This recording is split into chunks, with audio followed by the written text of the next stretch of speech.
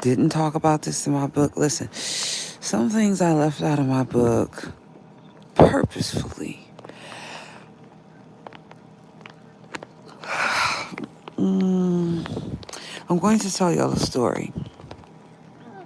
Now, this really happened to me, and my sons, my mom, innermost circle, well, my grandmother when she was living, she's deceased now. They knew this story, so me telling it, my innermost circle, my mom, my niece, before my sister became ill, they all knew this story, and I have a picture to go along with, and I'm actually going to post it after I tell this story. So this is how the story goes. I started out my journey at Dobbins, and that is where I met the choir director, the gym teacher. Listen, there was somebody over there that really liked me. I'm not going to call his name because guess what? Now that he's married, he be trying to ignore me in church and stuff. When I come in there looking all pretty and stuff, I ain't gonna call that man's name, honey. Baby, listen, he be trying to get no around the church folks. That's the one thing I don't do. Anybody that knows me knows that. If I know y'all, just know y'all talk to you. I ain't gonna never walk up to you and say, hey, I don't, cause he pay attention. When I was younger, and used to run track, this said individual had a crush on me. He is not the only teacher that did. Mr. Poole did too. Okay, that doesn't, whatever. See, if other people get enthralled by that, I, I don't get enthralled by stuff like that. I swear I don't. I'm actually going to show y'all a picture. I'm not going to show you a picture of my track uniform because, I have looked for that picture and I can't find it. What I'm going to do is I'm going to try to talk to somebody I used to run track with, and maybe I can get it that way. But it's been years. It's hard for me to get pictures of me when I was a teenager because I'm going to tell y'all why now. A lot of the pictures that were here, they are not here anymore, and so I don't have them. Some of my classmates who were with me have passed away. Um, I used to date a basketball player. His name was Dozier. Anthony Dozier. Well, Anthony passed away. So, he's not the only one that I he's not. But it gives credence to my story. Anthony wasn't around me, and I could actually tell y'all how this happened. So I started my journey over at Dobbins. For those of y'all that just coming in, this is my story time. I want to tell y'all a little bit about my teenage years as it pertained to. I have already addressed the fact that I've struggled with obesity. I didn't always. I used to really be athletic. See, I'm not old and athletic. I was young and athletic. It's a difference. Youth brings vitality. Listen to what I'm telling y'all. Youth brings vitality. When you are young, you have the energy, the strength, the capability of running and doing athletic things that my 52-year-old body get cocked out at for real. Let me just say this real quick because this is true. The other day I saw the bus was getting ready to come, and see the 52-year-old Catherine. Is the reason why I'm saying this. The 52-year-old Catherine. See, I'm baby. Listen, 5 decades, Lady Nika said we 5 dimes and 2 pennies. She might be 3 or 4. I don't know because I don't know that lady's age. I'm just talking about me. 5 dimes and 2 pennies. 52. I'm giving y'all my age and money. It's the reason why I'm doing it like that. I'm just making a joke of my age, but I'm glad to be 52. The 52-year-old Catherine, me, Saw the bus coming up the street. I was standing at the corner. The bus was right there, but it stopped across the street. See, pay attention. Now I had to try to make sure the light. Listen, whenever I run for the bus, I always got to make sure that I have the light in at the bus. Cause sometimes I run for the bus and the bus will, once I run for it, the bus driver will keep doing, do the mean stuff to me, or pass me by. So I ran for this bus. Now listen, I did not have my sneakers on. I had my sandals on and my toes was out. Now, listen. I work hard on my feet all year long. I do. So in the summertime, I go get my toes done. They done right now. Okay, toes is done. My nails is done. Only thing about my nails is, uh, I'm probably gonna have to cut them, either off or down. I ain't too sure how much longer I'm gonna let them grow, cause I have let them really grow extremely long, but not right now. Probably next year I'll probably really let them grow. But so I saw the bus coming on Friday, and that was a Friday or Thursday. Really wanted to catch the bus. Now, a couple days ago, I was walking down the street, and my sons always tell me about running for the bus because they somehow think that I forgot how to run. Uh-uh. Let me explain that to y'all. And I ain't being funny about my coach over there that was over there at Dobbs. Because, listen, when someone teaches you how to do something in sports, because the body gets old, the mind does not forget how to do it unless you get hit with Alzheimer's, dementia, or listen, the mind does not forget how to do those things. Let me explain that to you all. I used to run cross country. At the time, I did not know that I had asthma and just kept getting out of breath and couldn't keep up because I kept getting out of breath. I got diagnosed with asthma later on in life. I just would get really, really, really out of breath. I just couldn't keep up, right? I tried. It was hard for me. So to the eye, it looked like I was being lazy, but that's not what it was. My breathing was affecting the fact that I couldn't keep up because I couldn't breathe. Right, that was at Dobbins. Cross country was tearing me up for real. I couldn't do cross country. Anyway, so I wasn't no Dobbins cheerleader. Ain't no slight, because Dobbins always made it hard for you to get on their cheerleading team. So I ain't really care about them over there like that, for real. My best friend, she's still alive today. Uh-huh. Listen, we went to middle school together, and we started our high school together. Listen, two of my best friends, a couple of them actually. Don't worry, y'all, I'm not going to call your name and embarrass you. Come on now. Y'all should know that I ain't going to do that to you. Hmm. One of them her name almost slipped out of my mouth. One of them I can't call because she passed away, and her name was Angel. That really was her name. I'm not being smart right now. That was her name. We started out sixth grade together. Angel passed away when we was 30. That's not no lie, she did. Angel used to go to church and stuff just like I did. Listen, I had loved Angel, and I was so sad when Angel passed away. She had got sick and stuff. I think she even passed around the time she had her baby. Right. So it's been a while because I'm 52, and Angel passed away when we were 30, right? Listen, some of the people who I went to school with, 6th, 7th, and 8th grade, they're not here, okay? I found out later in life that my cousin, who I've been hanging around all them years, was my cousin. Yeah, that was real deep. I don't even know if I put that in my book. As a matter of fact, I did not. Primarily the reason why I did not put this girl name in my book, okay? It wasn't a slight to her. I don't know where she is to ask her.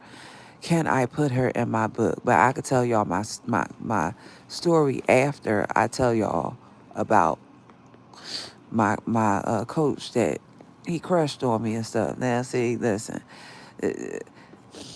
his nickname for me was Stuff, and see, That's was his, and he wasn't even calling me. He called me stuffing because he thought I was built like a brick house.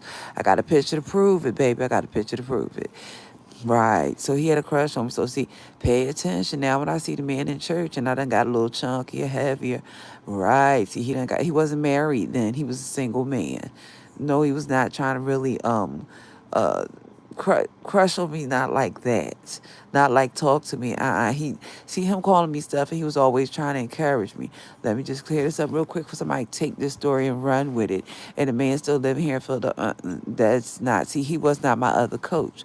My other coach was trying to really get with me, but not my coach that was running. That's not true. See, when I see him in church right now, he be all embarrassed and stuff, and I be trying to look at him, asking him why. And I listen. What I have seen him is, listen, I don't do that. I would never walk up to him and his wife and say, "Hey, y'all remember when I was your coach?" That's corny. I'm like 52. They had when I was 16. It was cute. The reason why it was cute because he was encouraging me to run. It was nothing.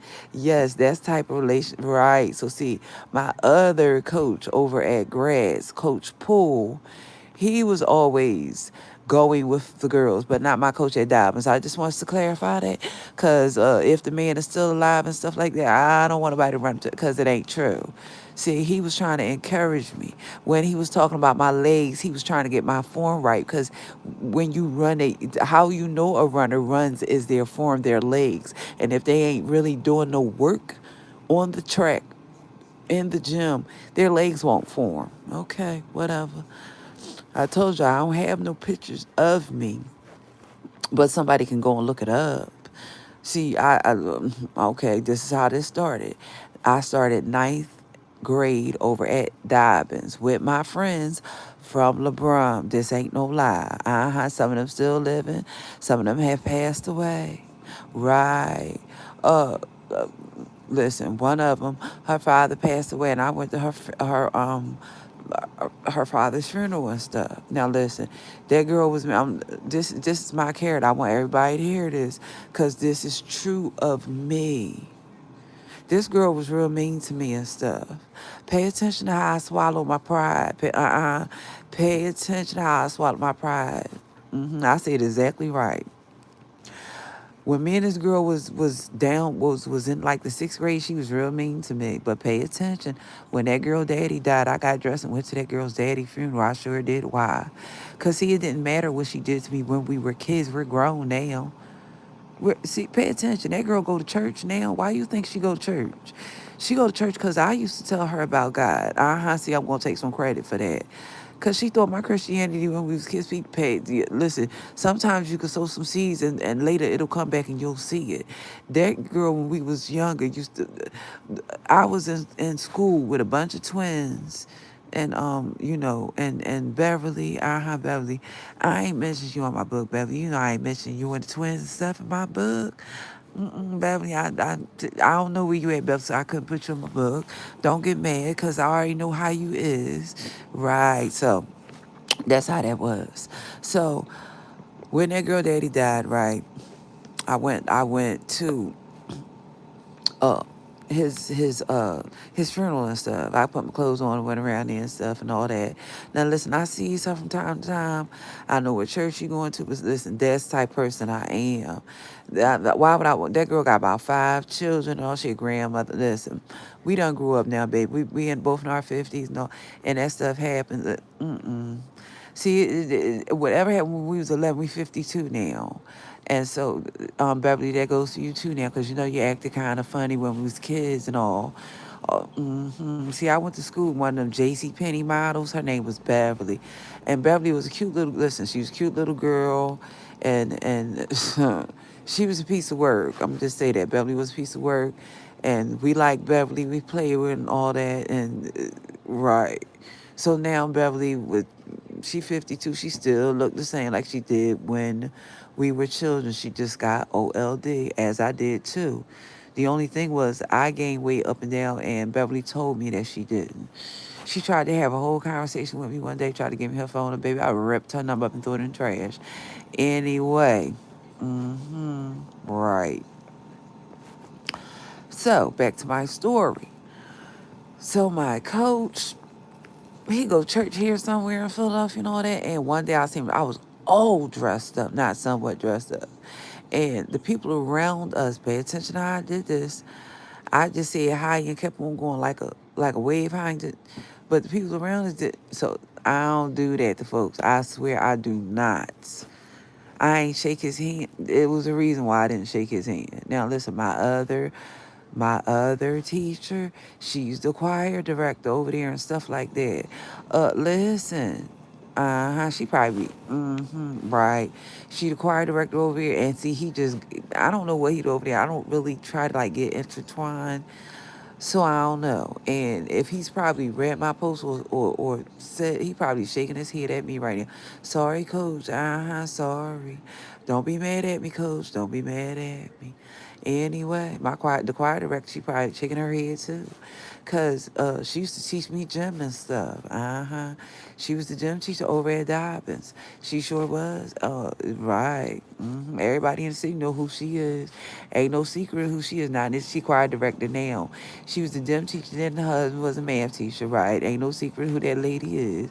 See, these folks, they know her now. I knew her back then. So, right, I get the accreditation of knowing her before they did. So I don't really care about them knowing her as a choir director. She was a choir director then, but the capacity I met her in was she was my gym teacher. So I don't really care about them folks knowing her about no choir director. It don't matter to me. Anyway, back to my story, because it's my story time. Now, I'm laying in here in the bed, and I'm taking my treatment. I told y'all that I got to take my treatment in the morning because I have to take 4 hours worth of treatment a day. So my treatments greatly affect my life. Not because see, pay attention. While my family can be asleep, I can't be. Why? Because I always have to get out and go and do things. So we're not in. Listen, I'm not down on them folks that they can sleep. That's not what I'm saying. Right now downstairs, I got some turkey wings in the crock pot. Right, I know how to multitask. Anyway, so what happened with the coach was the next year I should have been in the 10th grade. But Dobbins had this T-Extra program. It was called a trade exploratory program and stuff. And while I should have been in the 10th grade, what happened? They was trying to hold me back. Listen, let me just say this real quick. I did not want to go to Dobbins. My sister graduated from Dobbins. My cousins, I did not want to go to Dobbins. They had I'm going to put it to y'all like this. Back in 1982, a young lady passed before the day of their graduation, and there was a cloud that hung over their graduating class every year after that. Listen, I know I ain't wants to go to Dobbins. I lied to you not. Her name was Marquita. I'm not lying to y'all. She got smashed right up under the bridge where the 33 turn. Listen, right. I ain't want to go to Dobbins.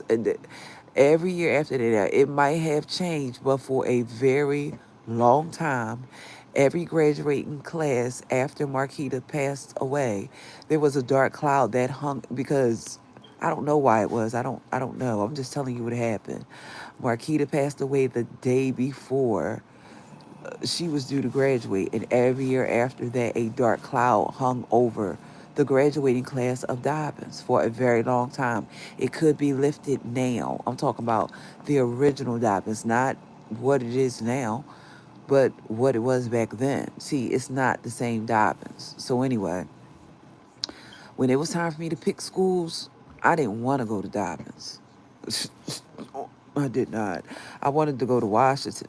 My mom wanted me to go to somewhere. She wanted me to go somewhere closer. So I used to play around. Okay. As a matter of fact, the people that I went to LeBron with, and we went to Dobbins, we used to play around. When I say play around, I mean not go straight home or leave for school early, right? Because I ain't really want to go there.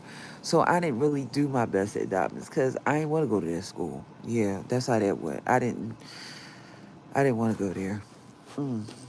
Anyway, so Dobbins was And I don't know. I really didn't mention my exit out of Dobbins, but I'm gonna tell y'all right here how I got kicked out of Dobbins was kicked out, not left, kicked out because they was building a McDonald's next door, and people always run across the street to Dobbins, and I ran out one day, got caught, and when it was time for me to the meeting with my the vice principal.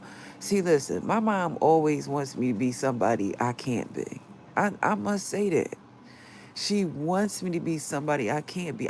Listen, if you catch me doing something, I can't melt down. No, that don't happen. So when my mom was up to the school, and they said that, I said right to the vice principal. Right, right. You already know, right? So then they said what they said. I got kicked out and I went over to grads. My mom tried to come home and I said, no, that ain't the way that works, Mom. See, you want me to take the fall and I was if I got caught with 6 people, all 6 people should have got in trouble. It didn't happen like that. My mom tried, no, you can't see there is no there is no back me down. If 6 people went out, 6 people should have got in trouble.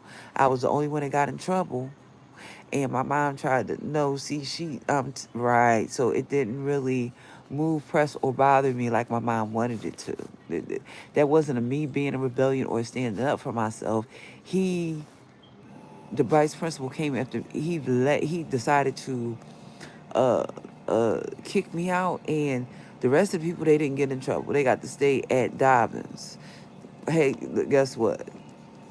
I ain't gonna never. If I do something with a bunch of people and you're only going to say it was me, do you really think I'm gonna do what? No, my mom was so mad at me when we got home. I said, Mom, listen, you just don't understand what I said. I didn't say that I wasn't wrong. See, pay attention to what I said. Listen to what I said. I did not say that I wasn't wrong. What I said was, why am I the only one being? See, my mother didn't stand up for me because she could have fought. She didn't fight for me. She let me get kicked. She didn't fight for me. So listen, I'm not mad at her because she didn't do that, because that was her choice. Now when it was she did, I she didn't the same way she didn't fight for me. That was cool. I went to grads. When I got over to grads, baby, it was an open door policy. People went to KFC, went to Sting. When it was lunchtime, we just freeballed over there. Right, I had a good time over there at Grass. I ain't gonna lie. Grass was where I met Miss Stevens. Okay, she's mentioned in my autobiography, and Miss Stevens has since passed away. And every now and then, I go visit Miss Stevens' grave. Yes, I do, cause I miss my coach. So every now and then, I go up there where she at. Right, right. Miss Stevens gives credence to my life, or gave credence. Let me say it properly. Miss Stevens, when she was alive, was one of the people who could give credence and credibility to my life. Mr. Poole was as well, and some of them other teachers that were over there. They gave the credibility to my life story. There were a couple other teachers, but because they're alive, I can't call their names. So, what happens is when I got to Gratz, I did track different.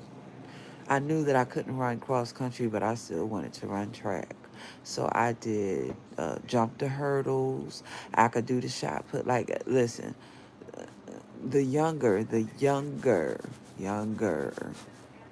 person that I was into athleticism.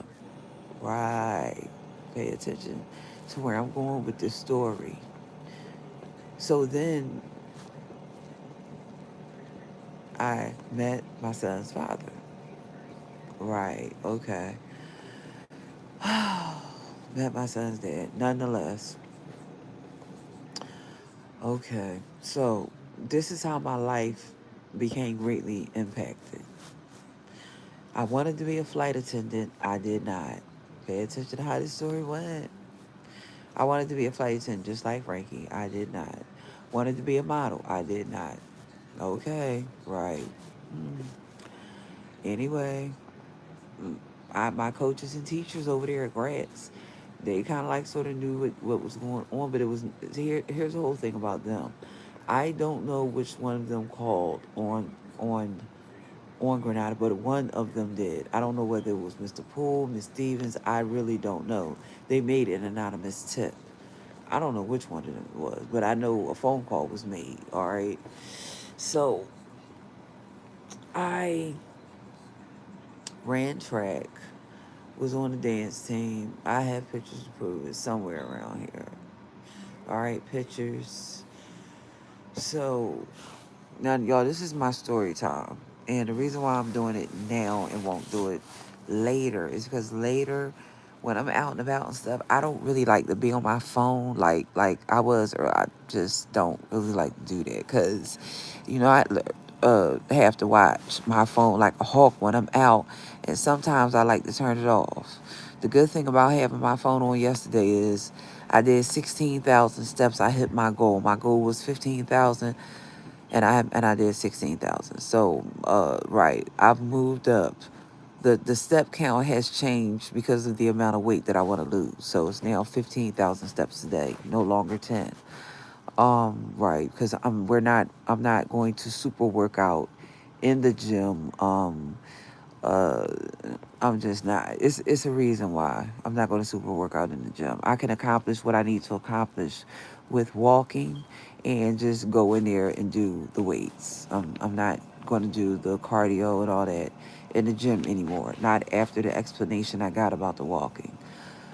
So, um, so once I'm at Granada, things drastically changed. I still was a participant in things at school. Right. So, uh, a lot of the people that I went to LeBrum Middle School with, Dobbins with, and Gratz are no longer here. Anthony is one of them. He was on the basketball team. Now, everybody knows that I know Rashid, baby. Everybody, baby, I know Rashid used to date my friend Sonia. I just saw her not too long ago and stuff. And although I've lost a couple pounds, listen, right, see, I saw Sonya and stuff, and I talked to her, and we were not on the same page. And Sonya, I'm not mad at you at all. Different people take things different ways, and right, all my former cheerleaders, listen. Let me say this right here, right now. I'm gonna say this right here, right now. So when y'all pick up my autobiography and y'all see what I say about Miss Stevens in there, I don't want none of y'all to be shocked. Right, because she got a whole page in my autobiography. I don't want none of y'all to be shocked that I mentioned Miss Stevens in my autobiography. So let me say it right here and right now. Different things means different things. Different people mean different things to different people. How I might view Miss Stevens and know her, y'all don't. And I'm not mad at y'all, but y'all can't tell me how to feel about her. If I choose to say anything to Gratz about her and y'all don't want to support me, I really don't care. Why? Because that's how I view things, right? See, pay attention how I view things and other people view things. Sometimes what happens with me is the mistake I always make is wanting, and my sons called me out on this the other day. When you feel something for somebody, it is for you to feel it and do it, not include other people in it. See, pay attention to how that went. When you feel special about somebody, don't include other people in it, because as soon as they get in it, they mess it up, right? See, as soon as I started including other people in what I was doing for Miss Stevens, it never got off the ground. That lady passed away 6 years ago. It didn't go anywhere. And some of the people I talked to, they had such a passe uh, feeling about somebody who had been spectacular, who had been a teacher for over. Listen, right? So I'm just letting it be known. She has her own page in my autobiography. Why? Because I do frequently go where she's buried. That's true. Listen, it's not that I can't remember where she's at. Right? Okay. But I do frequently go over there. I don't know if other people go. I always go by myself. Whenever I want to go, I stroll right over there by myself. Sure enough, I'm not ashamed to do it. She's missed for real. I don't never stay too long. Other time I went, the man walked me to where she was. He did, and before he could get back to where he was, I was behind him. Right. I don't no long drawn out visits. No, not at all. I told y'all she's right. She's here in Philadelphia at one of these cemeteries. I'm not gonna say where because I don't want anybody. She's not just right special to me. I ain't telling folks where she is. If you know, you know. If you don't, you don't. So anyway, she's in my autobiography. Now, all my teachers is not in my autobiography, but then all my teachers didn't say the most profound things to me. So that's why she's there. It's the reason why that lady is there, right? Very well missed. Very well missed. Anyway, so how this story went was almost all my teachers knew about Granada. Miss Stevens, Mr. Poole, my English, they all knew. Miss Stevens, Miss Stevens is deceased. Mr. Poole is deceased. Mr. Slaughter is deceased. Um, uh, Quite a few of them are right. They're gone. Right. So, what happens is when I see, and some of my classmates are going too. I told y'all Anthony had passed away. He did. Anthony was, let me say this to y'all, and I can say this. If ever in life you want to be something and people don't accept who you are, just move away from them people. I, listen, if ever in life you want to be something and people just don't take you who you is, for who you are, excuse me, just move away. Listen, Anthony, this is what Anthony was. Anthony played basketball because it made his parents happy. It didn't really make him happy. I am telling you a true story of an individual that once he played basketball, it didn't make him happy. His brother played basketball. Listen, I have two sons. I don't ever try to make my sons be like the other.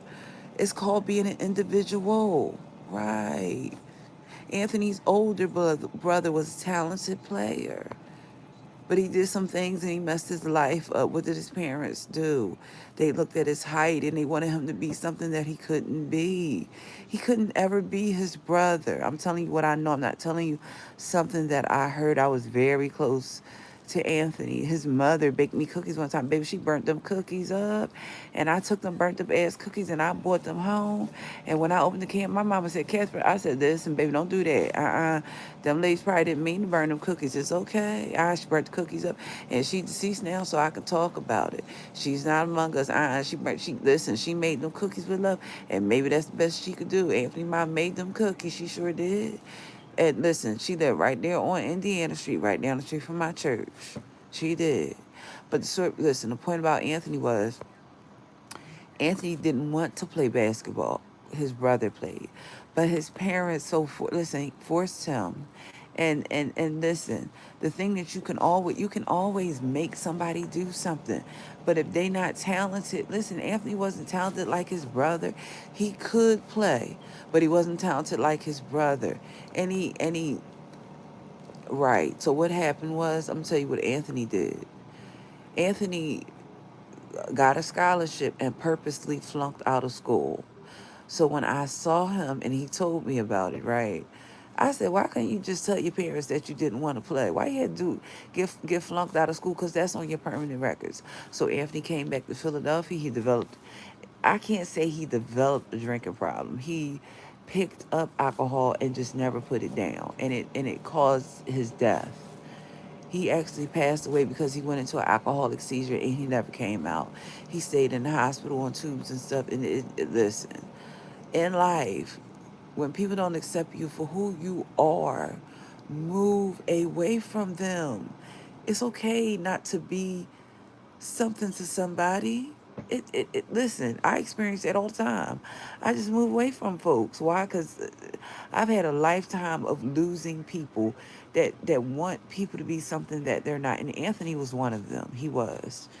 If you go look him up in my in his high school yearbook, you will see him. His brother came before him. It was three of them. It was Angela, Walt. It was Angela, Walt, and Anthony. Anthony was the baby. His sister was a teacher. Right. And Walter played basketball. Walter played basketball. He was talented. Anthony was not. Listen, I don't have those expectations. I'm telling you the God's honest truth. I don't expect my younger son to be like my older son. That's the most foolish thing I've ever heard in my life. Each person has their own identity. God makes and forms people to be different, even twins.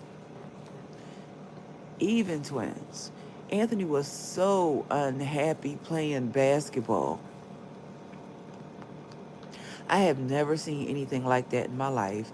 And his parents were Christians. His grandma went to Christian Tabernacle Church of God in Christ. Listen, that's not cool, people. That's not cool at all. It is never cool to not accept your children for who they are. Listen, I love my children deep down under. I don't talk about their personal lives because they're not on YouTube and it's not my business to tell. But I know my children through and through and I love them for who they are. Listen to how I see it that. I love my children for who they are, my sons I'm talking about. It's not cool to want your children to be something that his brother wasn't successful and they hoped that they was going to get it through Anthony. All Anthony did was went down near to Brevard College, Brevard County, Florida, whatever it was, and he purposely flunked out and came back to Philadelphia and drank and died. Well, no, no, no. That's not the path that of life that God has for anybody. It doesn't matter who it is.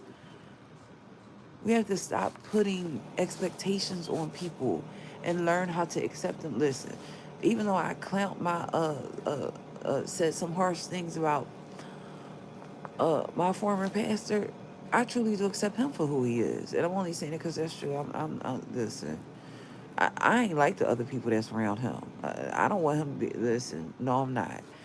I could have clowned him for his lifestyle, but the very true thing about him and I is if I'm a hard person to get along with, he accepts me. So how he is, I accept him. That's not harsh, that's real. See, that's what's wrong with folks is folks always want somebody to be something that they're not. Right. See, I told you I went through that in high school. That wasn't funny. My friend passed away. And this is like it's been like 11, 12 years. It's been a while. Right. He just, every day with the alcohol, every day with the alcohol. He started having alcoholic seizures because he was just, and he just checked out. I mean, went to alcoholic seizure. He just really didn't care. Sometimes you have to wrap your arms around yourself. Pay attention to what I'm telling y'all. Sometimes you have to wrap your arms around yourself and accept who you are when other people don't. And Anthony just couldn't do that. Seriously. Like, he was very shy. He was a very shy introvert. He was. And so he really couldn't take when his parents wanted him to be something that he could never be. He couldn't be his brother.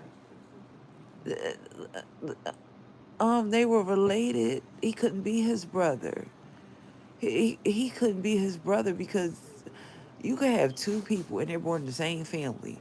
What one person has as a gift and a talent, the other person, if God didn't give it to him, listen, Anthony could play basketball. He could. He could make a layup and he could do all that. But he wasn't his brother. Like, he knew that and he just didn't want to play. See, I knew that because I was, right. I had some conversations with him.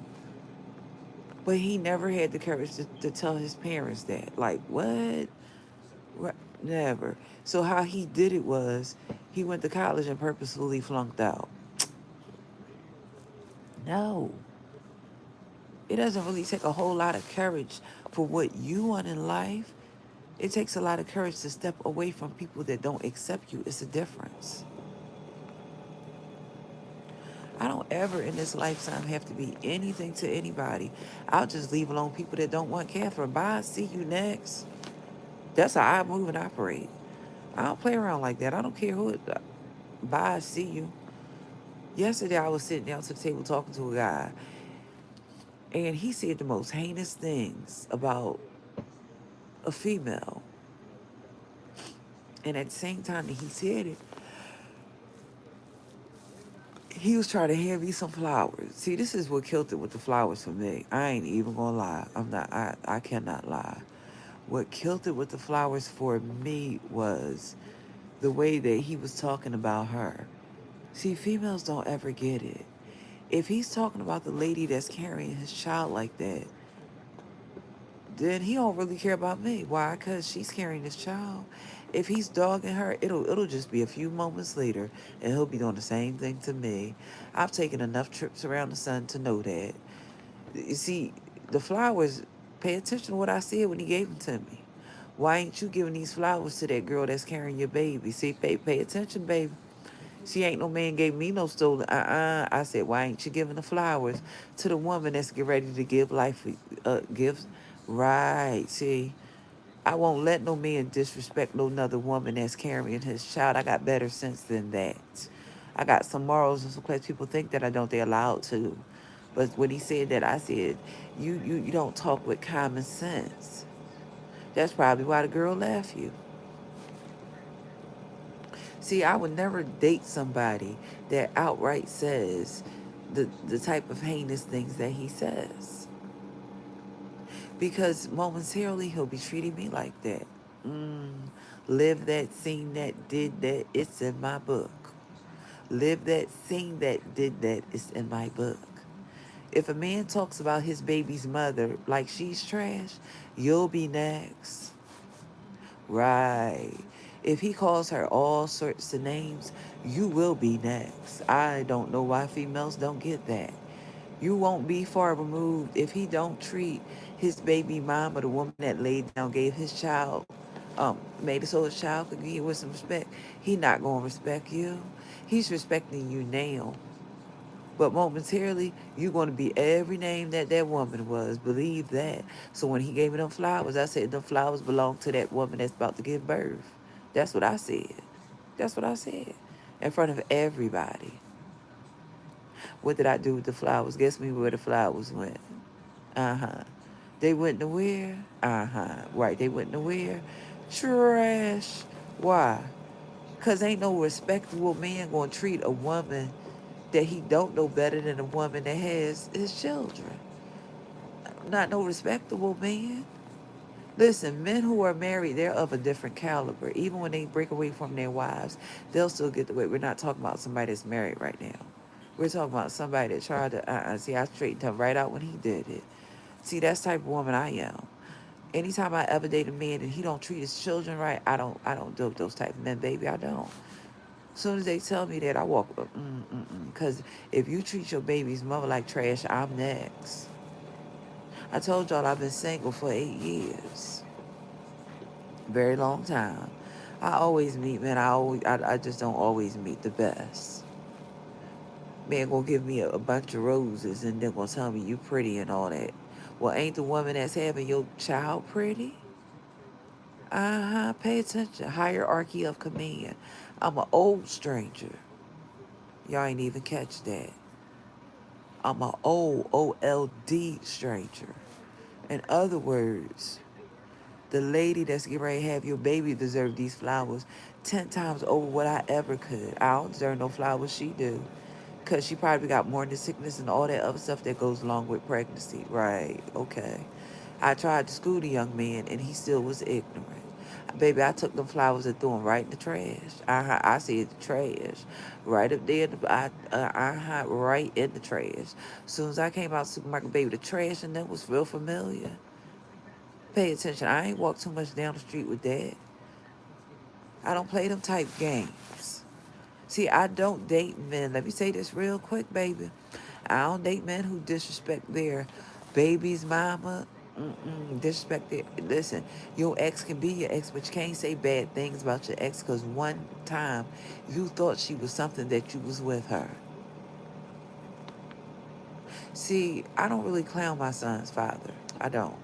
I'll tell y'all the story about it, but I don't clown him in the sense of the word because at one point I thought some of them I had a baby by him. I didn't marry him. That's true. No, that's true.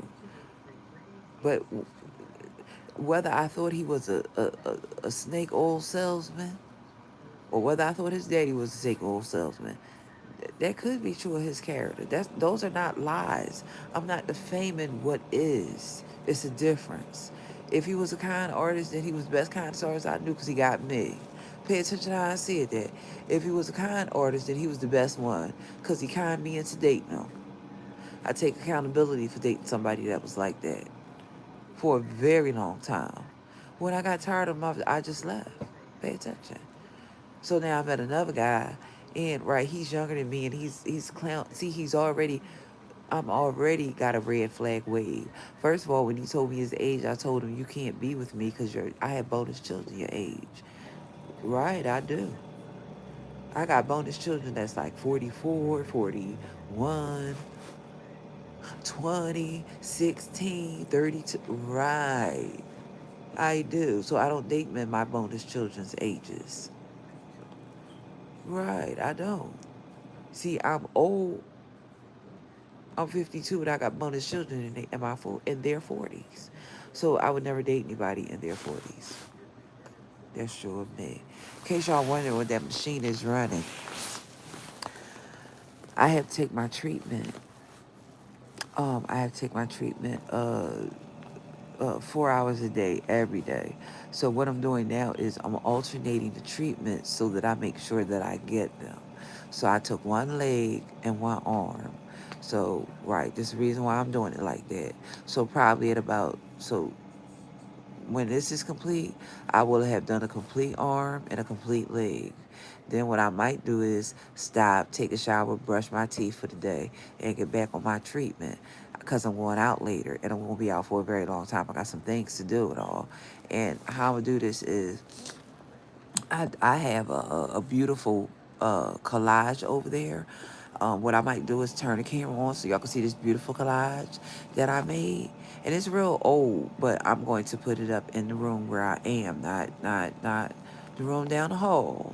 But I'm gonna put it up in a room that is a beautiful collage. It has my picture on it and everything. I have one for my son, my pop up. I might not put the one for my pop up because I have to fix it. But yeah, so uh right. So I need some other things. So when I tell y'all that I have to go out, I need some art supplies and things. So I have to look around.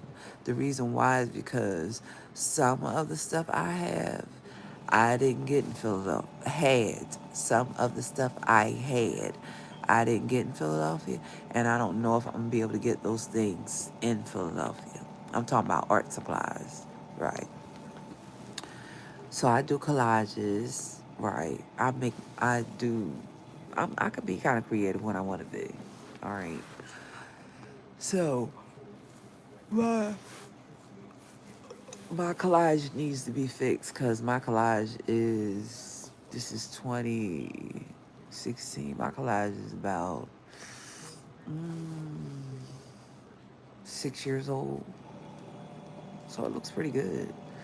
I have, yeah, actually, me and my son's, cause I did a class for my son before he went in the military, and I still have that same collage. That's why when people say I still have it. The only thing that's not on it is the cake. I had got him a cake from Bread and Becks, and I had a picture of the cake, but listen, I keep changing phones, and that messes up pictures and things. I have one phone where I had some pictures of me on Thanksgiving with my son's in-laws. Right. So that's it. So I've been telling y'all a little story time, and now what I'm gonna do is I'm gonna tell y'all about this prom and stuff. So I told y'all about Angel, how Angel used to go to Mount Airy Church of God in Christ, and she passed away when she was 30. I told you I didn't tell you about Nikki. I don't know what happened to Nikki, but Nikki and Angel was funny. So in case y'all ain't figured out yet, we used to ride the bus. I'm talking about the cheese bus, the school bus. We used to laugh at the fact that we used to get on the bus. Why? Because other people was on the bus and we was on the right. So see, pay attention. We had to make light of the fact that we was on a bus. Right. So, Angel, right, we did. And it was Angel, Malika, Pam, Vernetta, one of my male friends that I went to school with, he's passed away. Um I don't think he lived past 30. It might have been younger, but he passed away. His name was Damien. Damien passed away. I was friends with the twins. They're still alive, separately and doing different things. Lamont Lamar. Lamont became a bishop. Lamar did other things. I ain't going to listen. Lamont became a bishop. Lamar did other things. Kenny, I'm gonna keep you in prayers if you're still alive. That's all. Listen, that's all I'm going to say about it. I'm not going to tell Lamont, Lamar, and Kenny's story. No, I'm not. Everybody that's around during that time, they know their story. Okay. So anyway, Lamont used to be on Facebook, and I've been on Lamont since I was 11, and I am 52 now, and Lamont's about maybe 53, 54. He's not that much older than I am, right? Lamont and Lamar were twins. One of them were actually taller than each other, so you could never get them confused. Right, ever, lifetime. As they began to grow, you still could tell them apart. You could tell them apart. They really didn't look alike like people would always say that they would, but the girls always thought Lamont and Lamar was a piece of work. Right, and Norvell. Norvell, if you're alive, I did not forget you. Whatever. No hard feelings, Norvell. At all. Now, Norvell was somebody who, well, whatever. He was somebody who I went to school with. That's it, that's all. Norvell, I ain't gonna give you too much shine or whatever. Norvell was mixed, actually, right. So, he was a piece of work, whatever. Um, so, when it was time to go to high school, I don't remember if Norvell went to Masterman. I don't really remember. Because, he always tried to be a ladies' man. Whatever. Always tried to be. So, the female friends who I hung out with, I kept up with because we were going together. Most of the males, I did not. So, like, for instance, some of the guys who I ran track with over at Gratz, I didn't really keep up with them. Some of the cheerleaders who I ran with, over cheerleaders, some of the cheerleaders I actually ran track with as well. So I kept up with them. But then the guys, if I see them, I'll speak to them. Rashid. No, I'm not talking about Wallace right now. Rashid, Rashid, Rashida, Rashiba, and the other. Right. It's the reason why I said it that way. Right. It was kind of confusing. I had about two or three of them. Rashida, Rashid, and Rashiba. Right. There were three of them in my life at one time. Right. Rashid, the basketball player. And then Rashid, who wasn't the basketball player. And then there was Rashiba with eight, right, that did, he was martial arts or something. Anyway, right. So I don't want none of the guys who I went to high school to think that I forgot you because I didn't. Rashid, I ain't forget you, right? Rashid was, uh, Rashid played basketball and his mama Jackie always came over to see him play, and Rashi had a set of twins, from older brother that were twins, right? Rashid, I don't know how your mama Jackie doing, but I pray that mama Jackie is okay, right? See, sometimes when I say that I know people, I actually had to call out their relatives and things because people probably be like, you're lying, not lying at all. Because I graduated a year later, Rashid was in my graduate class when I was supposed to graduate the year before. Doesn't really matter. I got it. Now, So, what you all do not know about grads, and I don't know if you know, but I'm going to tell you. Before there was a Rasheed Wallace, there was a Harry Moore and an Aaron McKay. When people oftentimes speak of grads, they speak of Rasheed, but they forget Harry. They forget Aaron. Listen, listen, listen. Harry's story proves that people can be brokenhearted.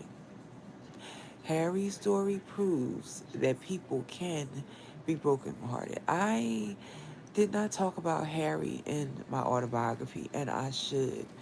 I am going to go back and put Harry in my autobiography for a reason. For a reason. See, sometimes we can't just throw away people because they didn't become successful. Let me tell you all this about Harry. Harry's father is a prominent minister here in Philadelphia. Harry's mother, Carrie, on her way to work, on her way to pick up her daughter from work, she got killed in a car accident. And her son, Harry, never recovered. I am not telling you all something that I've read about. Harry and I shared the same godmother. Frankie was Harry's godmother. Right.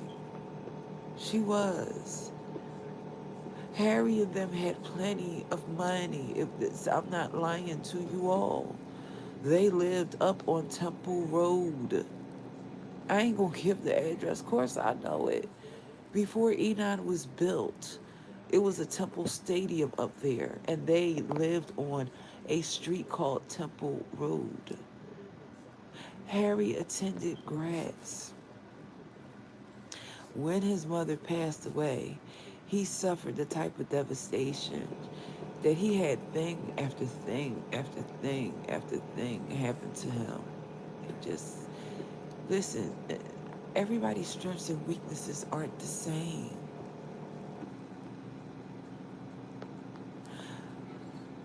I didn't purposefully leave Harry out of my book. Let me say that. I didn't purposefully leave Harry out of my book. I just wasn't going to tell anybody my connection to Harry. But I'll tell you all, and I'll put Harry in my book. Harry and Aaron were the best of friends. Listen to this story. Harry's father still pastors a church here.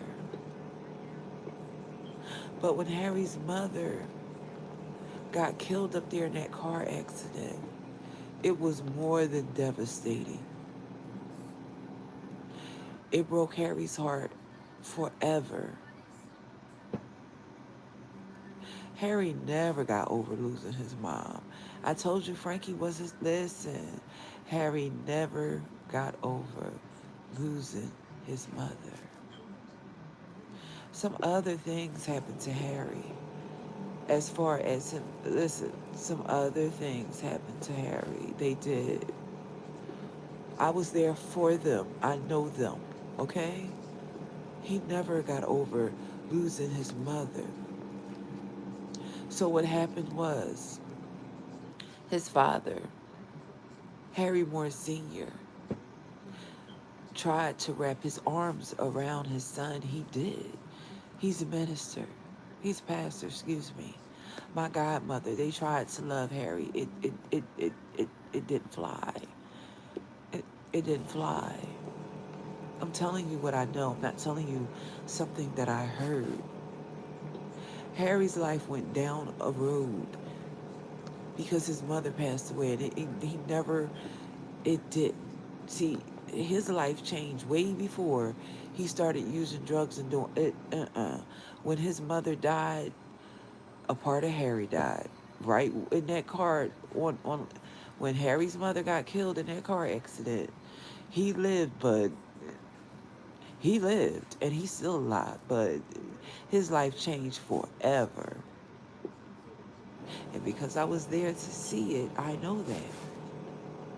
See, people don't like to talk about Harry because Harry is not a success story, but Harry deserves to be talked about too. Because Harry's daddy is still a minister, I mean, still a pastor, and Harry's daddy finally married somebody else. Right, he finally married somebody else. But Harry and Carrie loved Harry. And Carrie loved her children so much that she would do anything for her children. That's the type of mama Carrie was. And that night, if I'm not mistaken, it was raining. And her car lost control on Lincoln Drive. Harry was more than devastated. And so when I tell you that we can oftentimes look at people and say, this is where you should be, it doesn't work like that. You don't get to tell somebody else where they should be because you're not God. And that's why I like to leave people alone who don't understand pain. Because my pain ain't nothing compared to Harry's.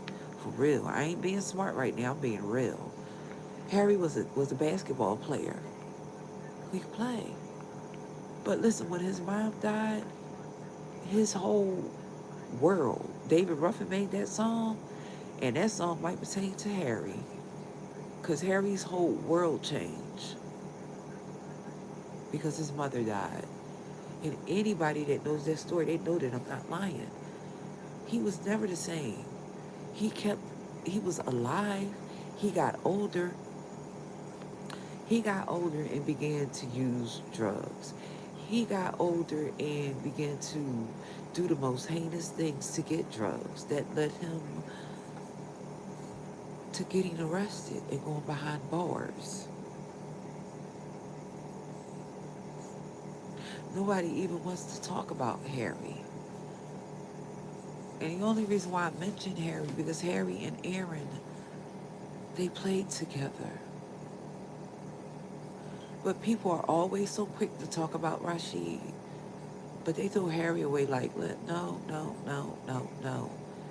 Harry and Aaron were there before Rashid. You know?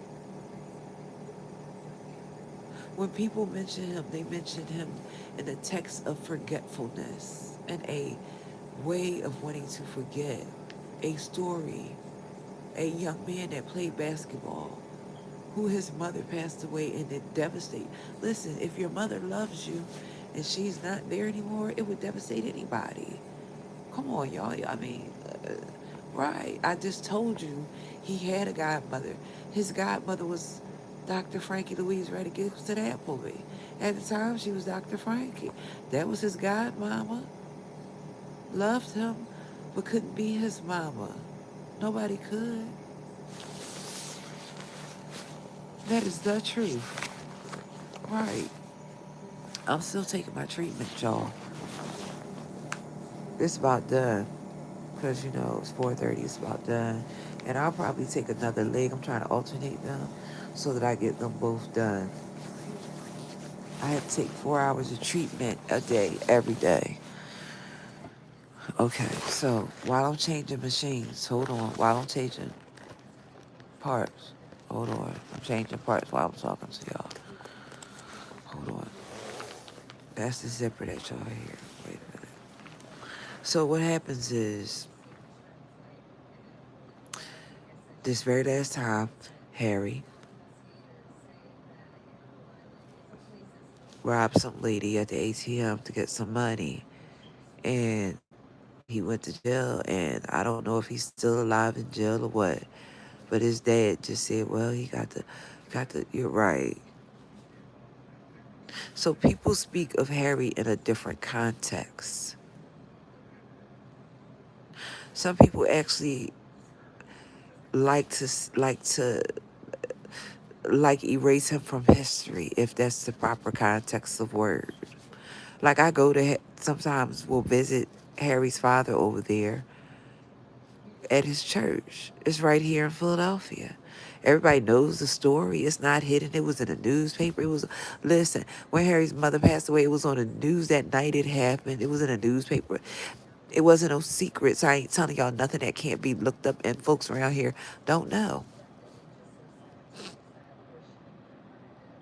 Tracy, you funny, Tracy. My moderator, Tracy, she's so funny. But anyway, back to the seriousness of the situation. So, yeah, Harry's story is his mother's story was on the news that night it happened. It was in a newspaper. All the churches here that were Baptist, every church here in Philadelphia knew about that. It's not a secret. I'm not telling y'all nothing that if y'all went and looked up Carrie Moore, y'all see what happened. Listen, Carrie's part of the story, so I'm telling it. Right. So listen, Pastor eventually moved to another place. He did. He used to live up there on Temple Road. Eventually, he moved to another place. Now, listen, of course, I know where the man lived. I just told you that, right? I'm not here to give out his address. Everybody know where he at. I told y'all he's still alive to my knowledge. People from my past, sometimes I see them, sometimes I don't, because I don't press for them. And I'm not being smart about them right now. I don't press for them for a reason. Right, because when I see you, I see you. I don't necessarily press to get to their church. That's not, I don't operate like that. If we run into each other in church, that's fine. But I don't press. So anyway, so with Harry's daddy and stuff. So how Harry's daddy did was, uh, Harry's daddy became the pastor over there at that church over there and things. His son went to jail, and he raised his daughter. His daughter got grown. Harry became a little bit older, and eventually he married again. He did. I met his second wife. I ain't gonna call the lady's name. I know who she is. Harry, listen. Harry's daddy is a part of the Moore brothers here in Philadelphia. Everybody knows who the Moore brother is. They not no secret around here. See, one could preach and one was a deacon. That's how they started out. One could preach and one was a deacon. Pay attention to what I told y'all. Harry's daddy was the preacher. Harry's uncle was the deacon that became the preacher. They was the Moore brothers. They was very famous when I was growing up. Everybody knew who they was. Right. See, some of these people in Philadelphia, they got legacy. When I say they got legacy, when you mention their name, folks know who they is, like them Aiken over there. Them Aikens is famous in Philadelphia. They famous just like them Smiths. When you say Aiken, people know who them Aikens was because the Aikens used to sing. I'm not talking about Carlton. I'm talking about his daddy. When you say Aiken in Philadelphia, people know who them Aikens is. They not right. So see, some of these people that's here in church, their family have legacies. The more the Aikens, the Smiths, and there's quite a few other peoples too. Right. The Williams sisters, they've made albums, they have, but the Williams sisters are legacies. Although they've made albums, their name in church with them preaching. You know, their song was "Jesus Will Pick You Up," but those folks preach, right? If I'm not mistaken, one of the Williams sisters is a preacher. Her sisters, they might not sing together anymore.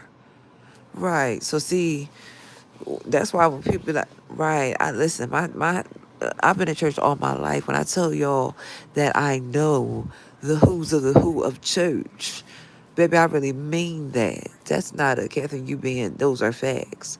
The Moore brothers, Harry Moore and his brothers have church right down there at the bottom and stuff. Right. Both of them were one time the preacher and the deacon. Pay attention. Harry Moore was always the preacher, and his other brother was the deacon that became a preacher. Right. They were the Moore brothers. I mean, they still are, but the other brother that was a deacon became a reverend, if I'm not mistaken, and have that story correctly. Right. I see, but listen, I do other things besides church. I mean, I talk about church because I love God. That's true. But listen, I do a lot of other things besides church. I cook, bowl, swim, write. I just probably do that stuff. Now, listen, sometimes I do it with church folks, sometimes I don't. Go on conventions and all that stuff. Yes, listen. New England, listen, I do all that stuff. These young folks probably don't even know that about New England Convention and all that stuff. Baptist Convention, these young folks don't know about that stuff. We had good times when I was a little girl, we had a good time in church. We looked forward to going to church. Church was, although they wasn't biologically related, they were my other family. Hold on, I gotta get up. They were my other family. So I'm switching out my machine pieces.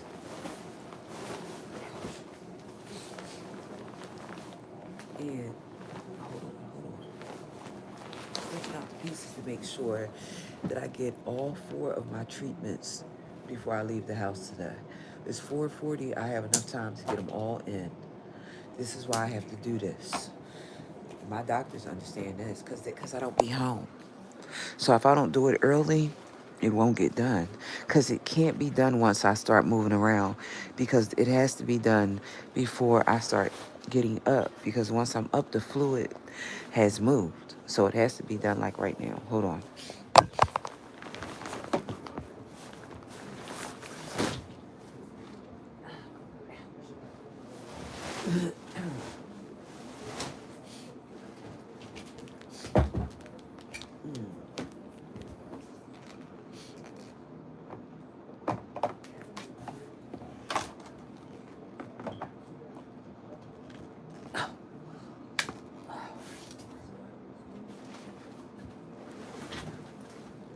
Now, for those of you all who follow me, when I was in the rehab, I actually turned the camera on so that you all could see my machine. So if you will go back, I will find the date for you all and tell you all what it is. Hold on. I gotta make sure this is right. Um, there is a machine, and what happens oftentimes is sometime when you don't have the machine at home, you will have to go and do it with a therapist. But because I have to have my machine 4 times a day, every day, I do my machine. I have my machine right here at home. I have my compression right here. I have my. The only thing I don't really have right now is my socks, and I have to get with that. But I pretty basically have almost everything that I'm supposed to have. And so what happens is, hold on, y'all. I have to walk down the hall. Hold on. Oh goodness.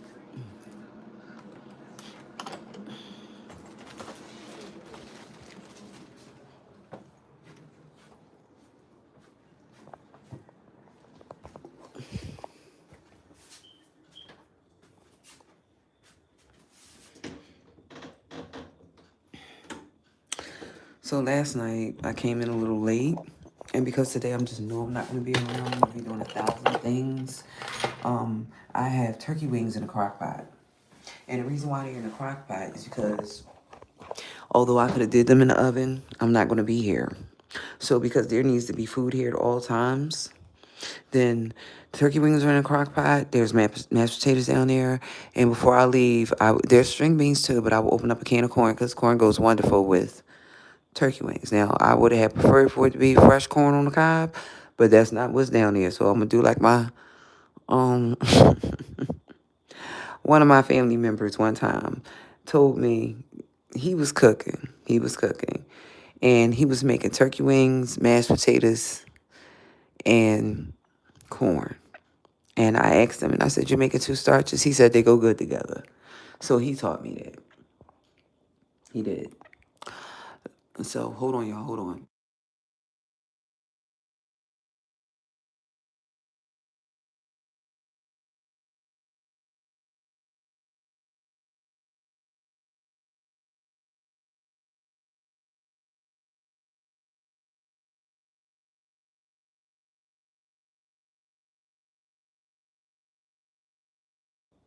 You can take frozen turkey wings, and you could take anything frozen and put it in either the oven or the crock pot. I just did it the other day with the beans. My mom just be like, "Catherine, why can't you just take the stuff out overnight?" Sometimes I'm just because I'm spontaneous like that. The other day, I just wanted to cook beans, just threw the turkey tails in the oven. I mean, in the oven, frozen with water and some seasoning and onions, and let it go. Right. So this now I just did that with the turkey wings. I hadn't planned on cooking the turkey wings. When I looked in the refrigerator to see what was there, I wanted my mom to have more options besides the pork roast that I made. So I took the turkey wings out, and then with the pork chops that I ain't too happy about, I'll let her handle those because it's pork roast down there. She could do, cause she could do what she want with those. I will eat them. I'm in preference to chicken chops and turkey chops. So it's not that I don't eat pork. Please don't understand that. I do eat pork. Yes, I do. I eat it in moderation because of my age. I don't try to drive my blood pressure up. I eat me some beef bacon, baby. It's some downstairs right now, and I might make my sandwiches and show y'all how I'm doing. It's a possibility. I might say my treatment for the night, get ready. The reason why is because I might have to come in a little bit early because there are some things that I have to do. I'm going to try to squeeze it all in. It's after 4 now. So I might try to do one more treatment. I probably won't be able to do two because I have to try to get make breakfasts for other people, and I might not be able to do two more because two more will be 2 hours. So I have to see how it's going to go. I'm going to try to at least get one. So the thing about the frozen meat is this, though. Pay attention to how I'm going to tell y'all how to do this. When you take out chicken and turkey wings, I wash my chicken and turkey wings with vinegar and salt and cold water. I don't use lemon because the vinegar is the acidic that I'm looking for, not the lemon. So I don't never use lemon. I use vinegar and salt and cold water. So I put my turkey wings in there and I rinse them off really well with the vinegar and the salt and the water. Put them in a crock pot. They will probably have to cook beyond the fact of me being here. Why? Because they were frozen and they're big turkey wings. Now, my mom tends to not like the big ones, but that's all the store had. She likes the small ones. I ain't see the small ones. And there's a store that I would have had to go to get the small ones. Right. So that's how that happened. But anyway, so with that being said, hold on for 1 minute. I'm going to go back in my room. Hold on.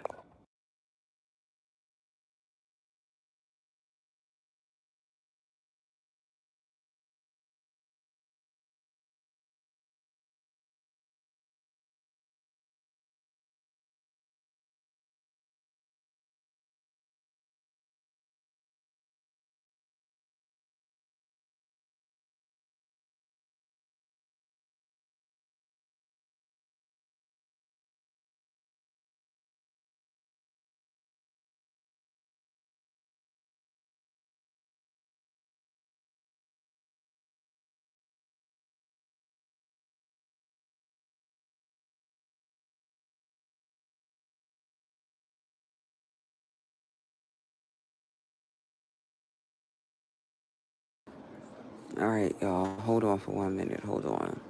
So, okay, so I timed the turkey wings, and I think it's gonna be 8, 9, or 10 hours because they're big. The reason why I didn't do the gravy, let me explain this. Because I didn't go through it, so I'm going to explain it to the very best of my ability.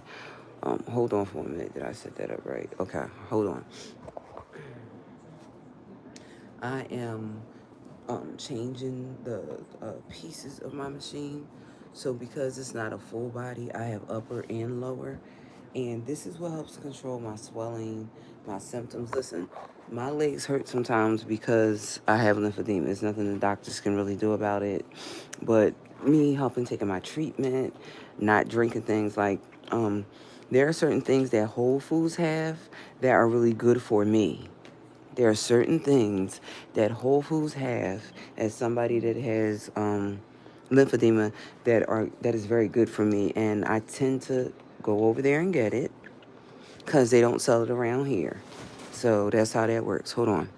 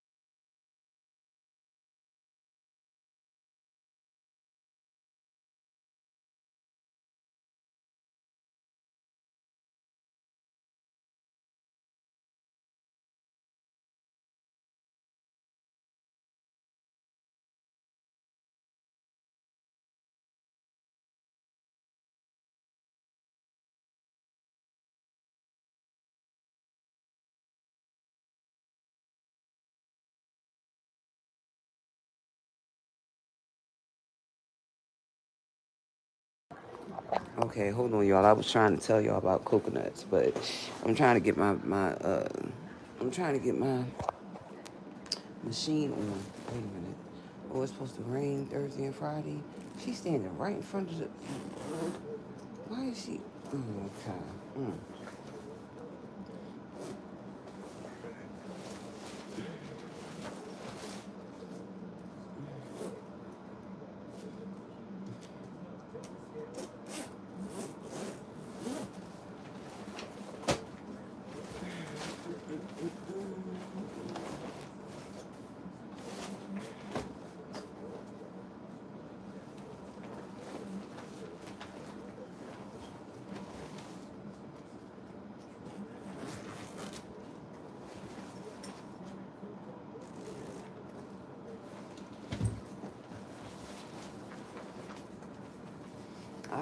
I saw that one of my relatives called me. Um, Boys to Men is going to look like they have new tour dates. Wow. Okay. Hmm. Hold on.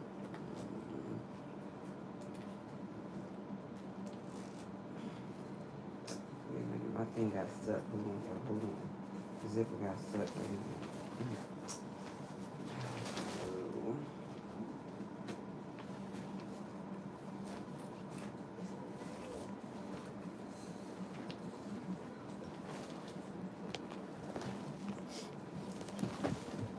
Now, for those of y'all that listened to my live yesterday or whatever, I'm not going to talk about that entire situation. I'm just not.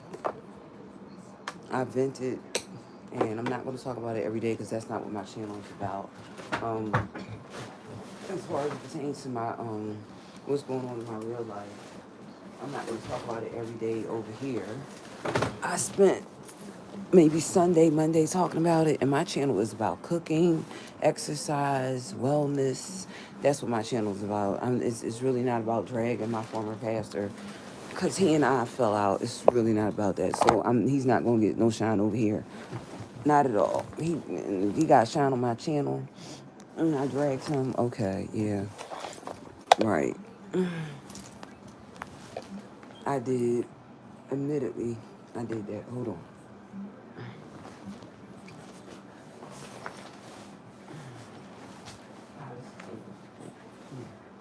All right, so I'm gonna put this one down. So,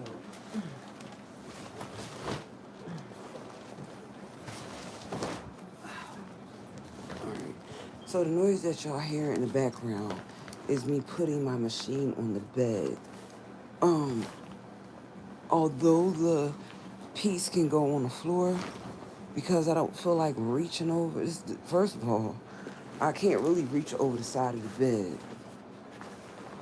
So, and it's not that I can't reach over it. The bed is high and I can't do that. So I have to have it up here with me. Hold on.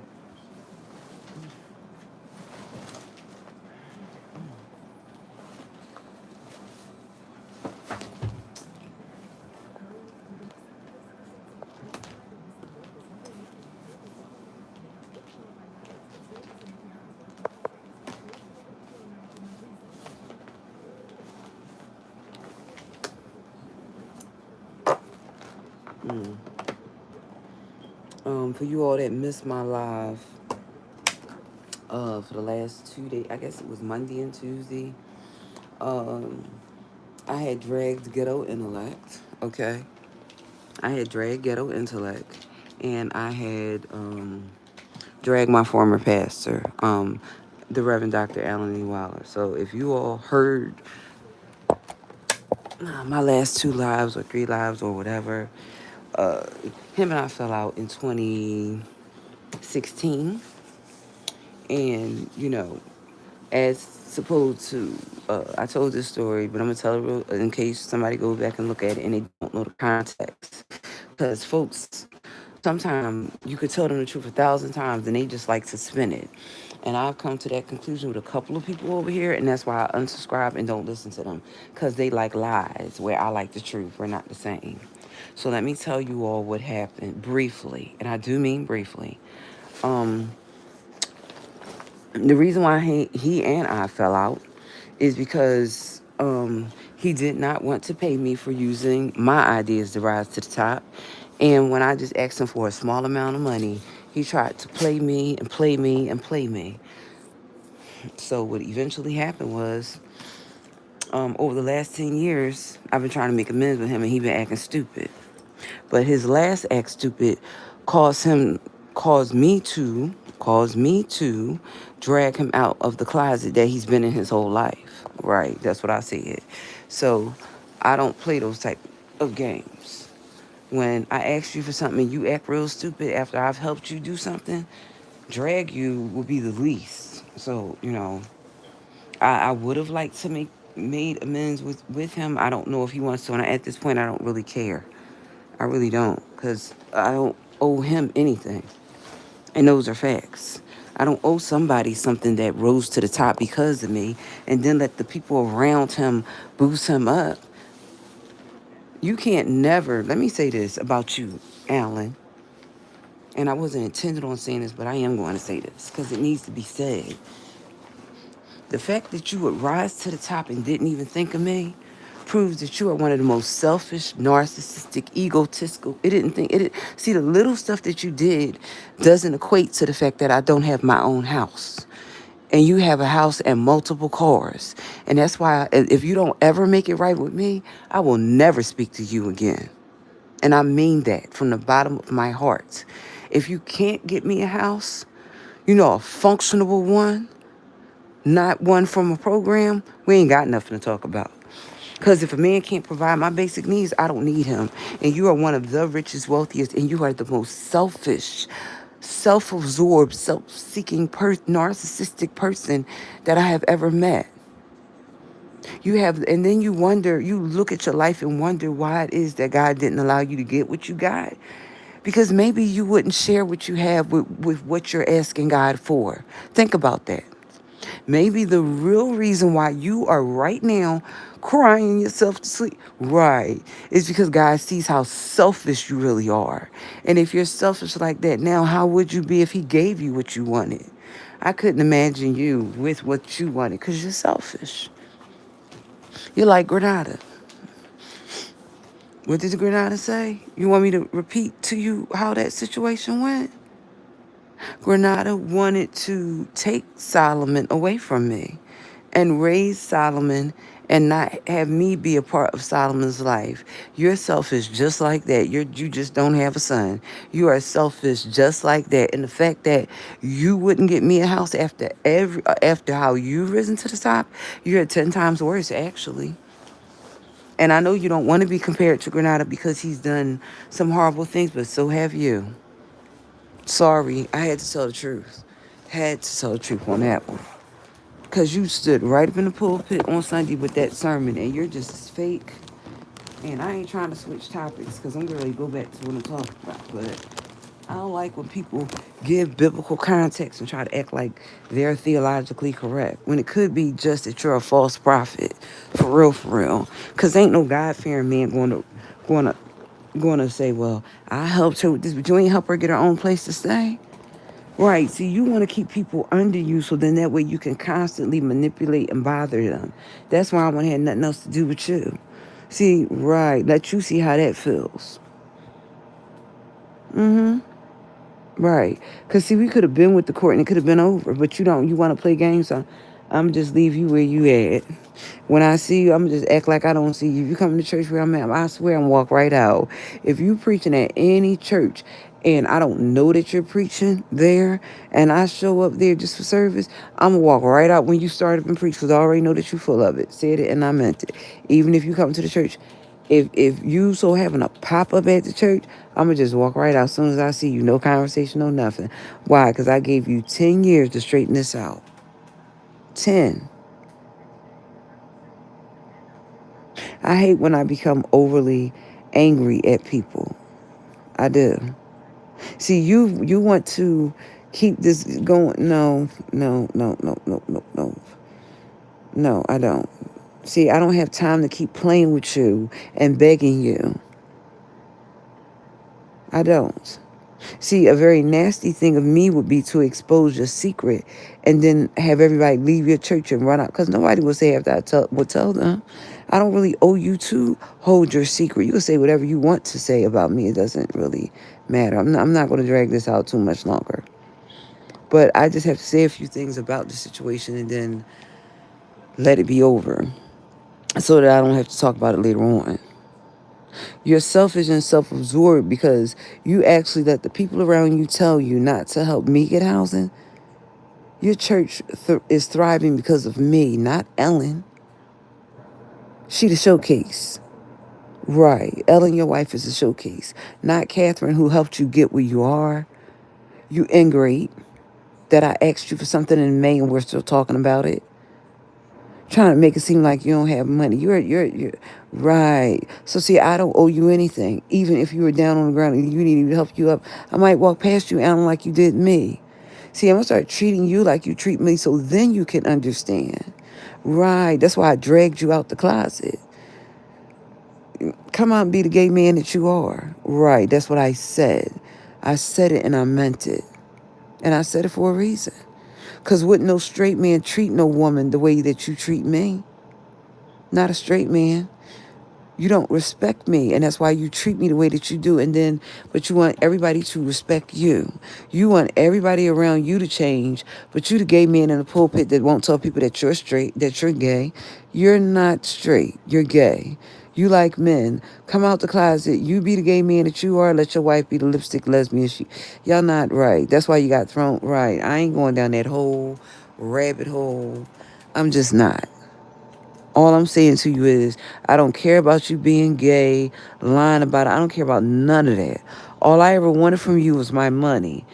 I'm not them other women. I don't want to play with you. I don't want to do that with you. Seriously, I don't. Because you're not mature enough to handle a relationship. You're not. You act very immature. The fact that you can't never meet with me every time I ask you to proves that. So why would I want to be in a relationship with somebody like that, or have sex with somebody that act like they can't have a conversation? You are so immature. I don't like that. So yeah, no, no, no, very immature. See, you use ghetto to do your dirty work. And when you really owed me an apology, your old over the hill, can't get it up, can't work it in the bed self could have just came and apologized to me. But you couldn't do that. See, you had to try to, what? Baby, you would never be one up in me with the stuff I know about you. I would embarrass you up on here. While you look good, ain't good in the bed self. Is you for real? Boy, bye. You're the true definition. Your host said that everything that looks good ain't good. And I guess since she would know better than anybody, right, that's what Lady Ellen said, that you ain't in the bed. I didn't say that. I've never seen you undress, none of that. That's what your host said, and that's what you get for wanting to put somebody above your wife because they have the same name. See, that's total disrespect. You could have had plenty of women. They didn't have to be Lady Ellen. That's like a slap in Ellen's face. And Ellen ain't no friend of mine. She don't like me. She don't like me. Cool. But that's still disrespect to that lady. That you got somebody with it. It doesn't matter if that lady came to your church. You didn't have to entertain that. But not you. You couldn't keep your stuff in your pants. You can't never think with your big head. It's always your small head that went. And that's why you're in the situation that you're in now. Right. You deserve everything that you're getting, and that time's over. You're always trying to make it seem like the other women who you talk to are smarter than me. Ain't none of them smarter than me. Right. See, you try to be street, but you ain't street. I could outwit you, outplay you, out survive you. Pay attention, Alan. For 10 whole years, you've been having me thrown out of every place that I have been at. I definitely can outlast you. You don't got no survival skills. You don't. That's why you laugh at the fact that I was going to the gym to take showers. Because you don't have survival skills. For somebody that's been in the military, Like you was in there, but you ain't really learned nothing. Cause you forgot everything that you was taught. You don't know that water can be used to clean your body if a shower. You don't know that. Like you failed. You failed physical education. You would have had to. But anyway, moving right along. I don't even want to spend that much more time talking about you because, yeah, you really given a chance to make up with me. You the one that acted stupid. See, you just preached on Sunday, and I hit the button to join, and it bounced back on me. I don't owe you anything after that. That's you being silly and stupid. You'll say it was a defect, right? It wasn't no defect. I've been trying to come back since May of this year so that you could make right the wrong that you did. You owe me that. See, what did I tell you? I already told you that if you didn't, I would expose you. That wasn't this. I'm not playing with you. You just think I am. In 10 years, and 20 plus years, I ain't never told people that you was gay, down low, trying to be straight. But I told you, I'm not going to hold your secrets. I'm not. You ain't doing nothing for me. You do stuff for other women that don't really care about you and talk about you like a dog when you ain't around, like Lady Ellen did to me. She talked about you like a dog who pays her bills. You deserve that because you really think that she's over me. You good. See, and she'll lie and say that she didn't. How else would I know that about you in the bed? None of the men you sleep with said that. None of the women, she's the only one. So either you think I'm lying, but you don't believe she's the liar. Right, okay. But you like old, stretched out, worn out coochie, so go for it. Go for it. Have it. Have at it. I don't care. I really don't. You can say whatever you want to say about me. Doesn't really matter. See, when you make me mad, it takes me a really long time. And that's why I always tell people don't play them type of games with me. But you always want to play them and then say there's weakness in me. No, there's real weakness in you. You've done a lot of destructive things to me. A lot. Not a little bit. And see, so some of the treatment that you're getting, you should be getting a whole lot more. To actually make fun of somebody taking a shower, your self-esteem is low. That's not my fault that you can't be the gay man you want to be. Be the gay man you want to be. Coward, you a real punk.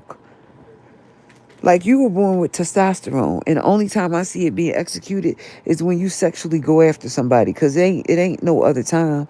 You do all that talking, but your talk don't match your walk. Right, your talk, there ain't nothing wrong with you being same gender lesbian if I liked you. Right, but I don't like how feminine you are. That turns me off. Right, I don't like men that's feminine. That's a turn off. I'm the only female that should be feminine around here. I'm not looking for a man that's soft, that doesn't know how to be a man because you've been emasculated. That turns me off. I don't like men like that. I like men that know how to hold conversations, and you're not one of them. You do all that talking in the pulpit. When it's really time for you to talk, you don't. Or lest you forget that the last time you were supposed to show up, you coward, you didn't show up. You're a coward. See, a real man would have showed up. It didn't matter whether you bought your security it didn't really matter. If you're uncomfortable, bring somebody with you. Do I got to think for you too? I have to actually tell you how to treat me. That's why I don't want to be around you, because you're so immature. Like you be trying to make people think that I'm going to hurt you. Or that you're goofy. I can barely walk. I have something really wrong with my back. I have arthritis has really progressed in my back and now spread to my hip. You're really goofy if you think I would be fighting anybody. Man, I fell a couple of months ago, and if arthritis wasn't in my hip, they see it now. It could have been them two falls I had. Probably was.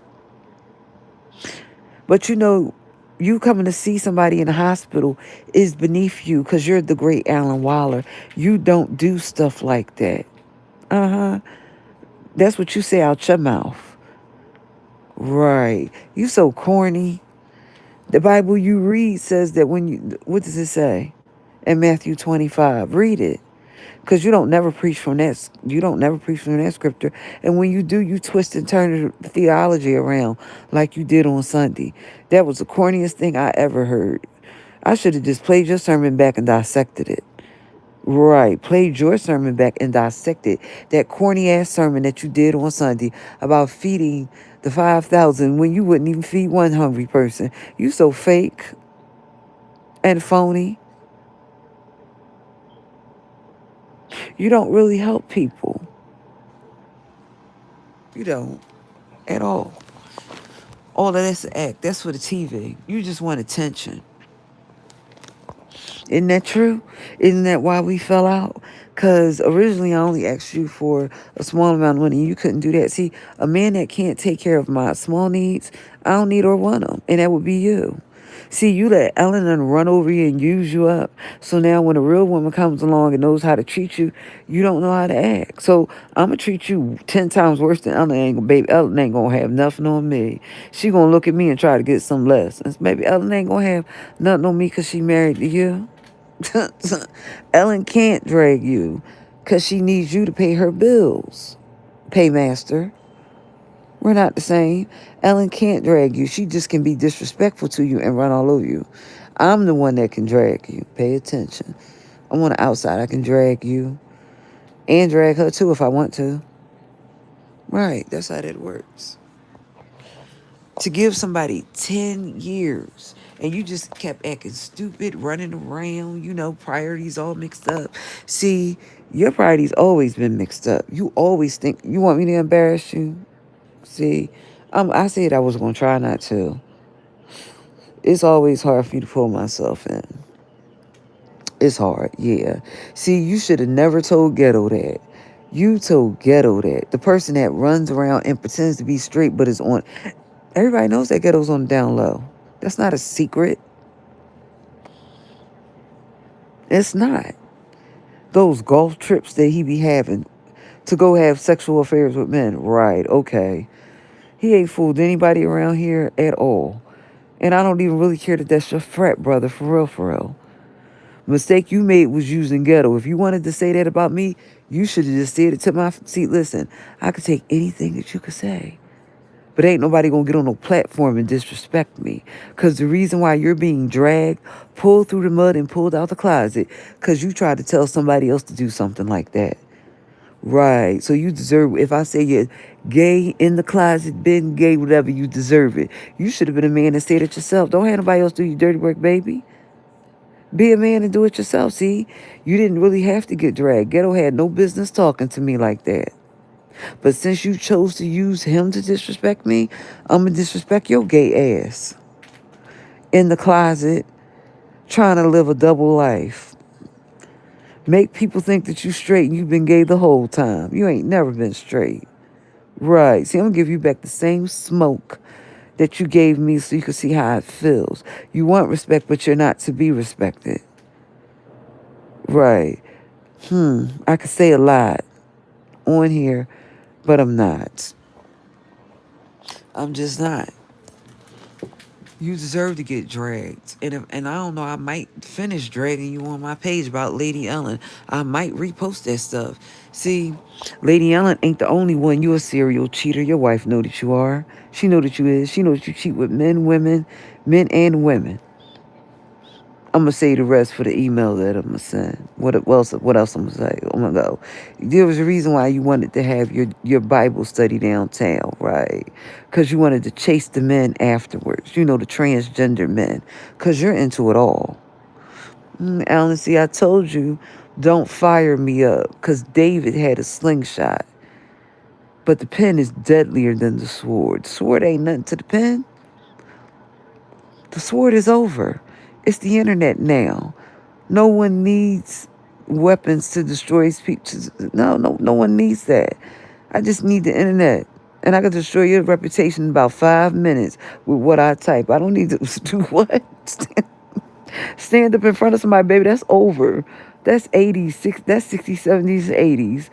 Baby, this 2026, all I need is the internet to say some stuff about you and you would be destroyed. So I don't know why you be running around talking about you need heavy security. You can't heavily secure me going on the internet. What? Right. I tell you, if I told your story, you would be the front page topic. I don't know what you're talking about. See, when I wanted to be peaceable with you, you didn't want to be peaceable. I'm giving you the opportunity to do it. Don't use other people to talk to me. Be a man.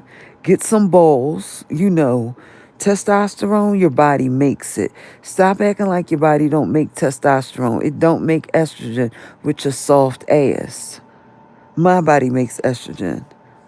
I have more courage than you have ever had.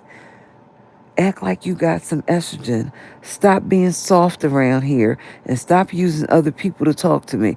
Don't send none of your deacons to talk to me if you can't do it yourself. Like you're real immature. Facts on facts. You should have known that I would get angry with what Ghetto would say. Because you know me. Why would you think that I wouldn't? You should have known that I would respond that way. You and your lipstick lesbian wife deserve whatever treatment and whatever I say about y'all. Because y'all have done the most heinous things to people over the course of y'all being pastor and first lady.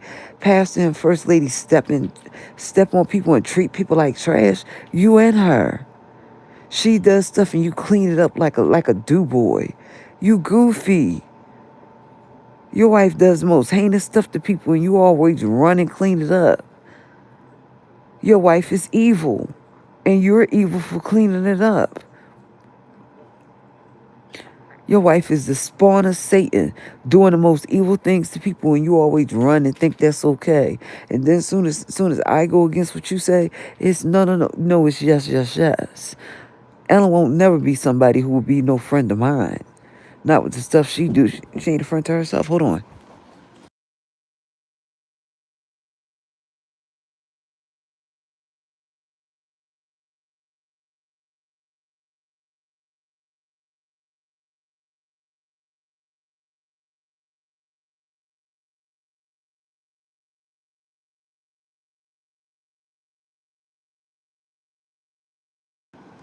Hello? So anyway, I had to make sure that it came that it was back. So that's how that works. I gave you numerous chances and opportunities. And what did you do to me, Alan? You had me thrown out of numerous places. You've done the most heinous things to me and laughed at it.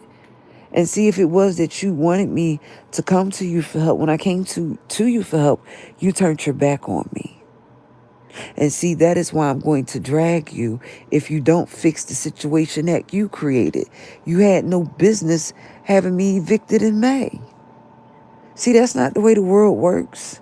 That you can just do stuff to people and I don't get to pull you out the closet that you've been in your whole life. No, you deserve me dragging you. You had no business doing that. Having me evicted, and then when I didn't have a place to stay, you acted like I was some type of germ. You're a germ. I said it and I meant it. You're a germ. The fact that you could keep doing stuff to people and think that nobody should ever call you out for being gay, living a double life, acting like you're straight. You're right. You deserve everything I'm saying about my mouth about you. You are the worst. That you would actually, no, deal with the situation that you and that person that you're married to created. You had no business doing the things. You've done things to me over 10 years. I've lost every place because of you. Lost a lot of stuff. You ain't replaced none of this. You didn't replace anything that I lost. You did not. You wouldn't want anybody to keep disrupting your life like that with your fake ass. So why do you think it's okay for you to do it to me? That's what I said. You're fake. Would no real man of God keep making somebody lose their place to live? Why don't you just tell the people in your church the truth? You're a coward. I don't have to respect you. You don't respect yourself. Your wife don't respect you. She definitely don't respect you. You want respect? Are you serious? Right. See, you treat me the way that you treat me because Ellen runs all over you and you had the power to stop it. But you don't want to stop it. So since you don't want to stop it, I'm going to stop it. Ellen ain't going to run all over me like she runs all over you. That lipstick lesbian don't got nothing on me, baby. She don't. She let her continue to chase females like she do, but she ain't. She allowed. Listen, you can allow your wife to chase women and have sexual affairs with them if you want. What you can't try to do is bring me in on that nonsense and think, no, I ain't. What? I don't do threesomes, baby. I do twosomes. See, your wife only want to use you for the women, and then when she get the women, throw you away like the trash that she thinks that you are. Use you just to pay the bills, and you're still falling for that after all these years. She don't want you. She wants to use you to get the women, but she doesn't want you. Right. That's why you sleep in the dungeon, otherwise known as the basement. She doesn't want you. Right. You want me to really tell about Rondea? Right, that's corny.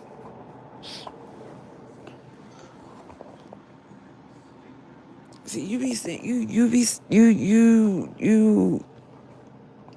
I don't owe you to treat you respectfully. See, you tried to make it seem like I'm crazy because I asked you for help. Now I'm going to make everybody think you crazy for acting straight when you're gay. See, it's a difference. See, everything I'm saying, see, because then, Alan, I could say a whole lot more. And you're not going to get till September the 5th, the 12th. You're not getting all this. You've had 10 years, and I'm not giving you an ultimatum. Just be a man and straighten it out. Right, just be a man and straighten it out. Just come and tell me sorry. That's it, that's all. Come and tell me sorry and make amends, and this could be over. Or not come and tell me sorry, and I could just drag you, expose you, and let your reputation go up in flames. It's not going to mean anything to me. The same way me being homeless didn't mean anything to you. Your reputation don't mean nothing to me because it's built on a lie anyway. Your whole life is a lie. You're trying to make people really think that you're some genius when you're not. You've built your ministry off my back. And what did you do to me? What did you do to me?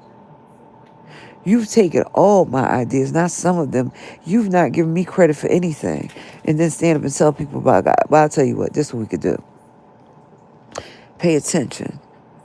Stop using my ideas. You know, we can go to court. You want me to give you my information so we can go to court? So I can embarrass you in court and tell the judge that you live a double life, that you a gay man. You don't really want no woman because, I'm going to embarrass you if I have to go to court. I'm gonna air you out I'm gonna air you out like dirty lines you ain't never been aired out. Let me have to go to court because you don't want to be a man about it and give me what I want. I'm gonna embarrass you. I'm telling you, I'm gonna embarrass you.